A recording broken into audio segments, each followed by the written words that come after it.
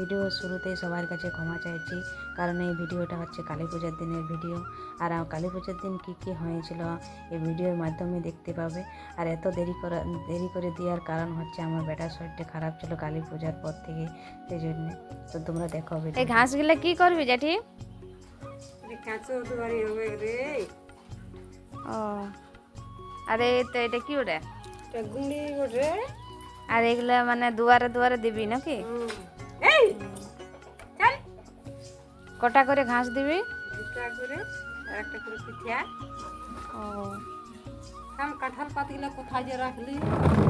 ও, আর একটা করে কাঁঠাল পাতে মানে গুড়িটা দিবি নাকি? ও, ঠিক আছে। তোমাদের কার কার এরকম নিয়ম আছে? আমাদের আছে। আজকে সবাই থাকি রে। ও সবারই থাকে?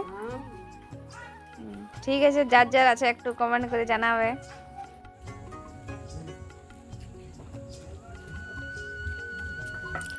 তারপরে এই যে এখন আমার মা পিঠা করছে, আর সেদিন আমাদের পিঠাও হয়। এখন নুন পিঠা বানাচ্ছে, তারপর আরও অনেক কিছু পিঠা বানাবে। এই শুরু করলো পিঠা বানাতে, ওই যে আমার মা বানাচ্ছে, আর ওদিকে আমার যেটি ওই ওই নিয়মগুলো করছে, গাছ বাঁধি এগুলা।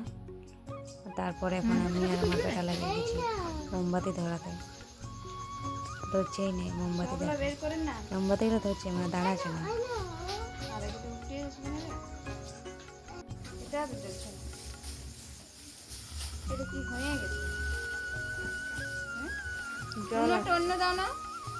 আর সেদিন গোড়াটায় লাইটিং করা হয়েছিল আমাদের ঘর থেকে একদম কুলির দুয়ার পর্যন্ত। আর ওদিকে গানও বাড়িতেছিল, আমার বেটা বলছে নাচ করবে।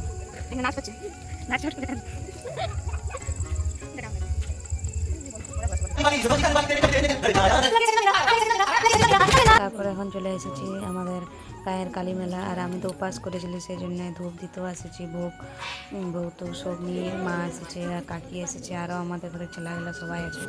তো আমি এখানে যে পূজা করছি আর সবাই মায়ের দর্শন করে লাভ।